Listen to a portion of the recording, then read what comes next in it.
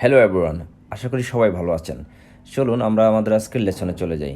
আমরা আজকে যে টপিকটি নিয়ে কথা বলবো, যে আমরা হ্যাভেস দিয়ে কীভাবে প্রশ্নবোধক বাক্য তৈরি করব, তার স্ট্রাকচারটা হচ্ছে প্রথমে হ্যাভেস থাকবে, তারপরে প্লাস সাবজেক্ট থাকবে ওই বাক্যের, তারপরে ভার্ব থাকবে, ভার্বের পাস্ট পার্টিসিপল ফর্মটা বসবে এখানে, এবং সাথে অবজেক্ট বসবে।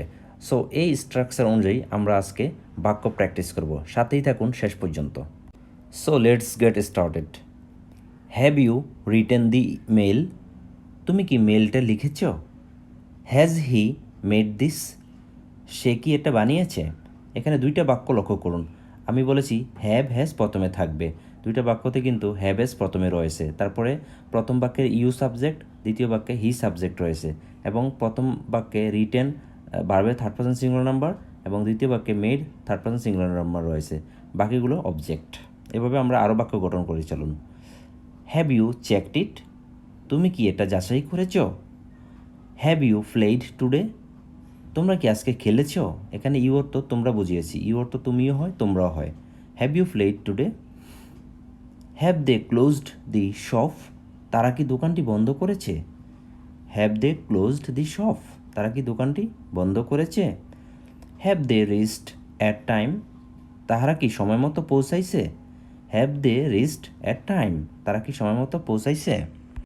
Have you sent the message? তুমি কি মেসেজটি পাঠিয়েছ? Have you sent the message? Have you understood it? তুমি কি এটা বুঝেছ?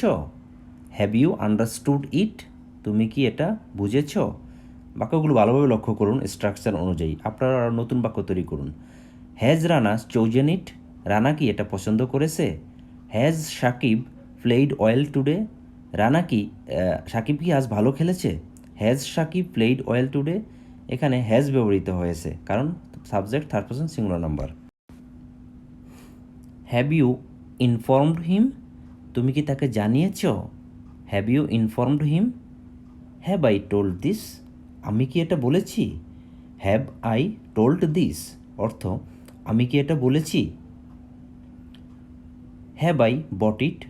আমি কি এটা কিনেছি? Have I selected it this? আমি কি এটা যাচাই করেছি? Have I selected this? আমি কি এটা বাছাই করেছি? Have I bought it and have I selected it. Have you gone? তুমি কি গিয়েছ? Have you pound it? তুমি কি এটা খুঁজে পেয়েছ? দেখুন, অনেকে আপনাকে এভাবে শুধু ইংলিশ শেখাবে, বাট স্ট্রাকচার অনুযায়ী কেউ শেখাবে না। সুতরাং আমার এই নিয়মগুলো ফলো করে আপনারা কিন্তু ভালো মতো ইংলিশটা শিখতে পারেন। Have you talked to him? তুমি কি তার সাথে কথা বলেছ? Have you solved it? তুমি কি এটা সমাধান করেছ? Have you solved it? এটাকে তুমি সমাধান করেছ? দেখুন, প্রত্যেকটা মূল ভার্বের কিন্তু এখানে আমরা third person past participle form অর্থাৎ 3 নম্বর ফর্মটা ব্যবহার করেছি। Has he lied? সে কি মিথ্যা বলেছে? Have you tried your best? তুমি কি তোমার সর্বোচ্চ চেষ্টা করেছ? Have you tried your best? তুমি কি তোমার সর্বোচ্চ চেষ্টা করেছ?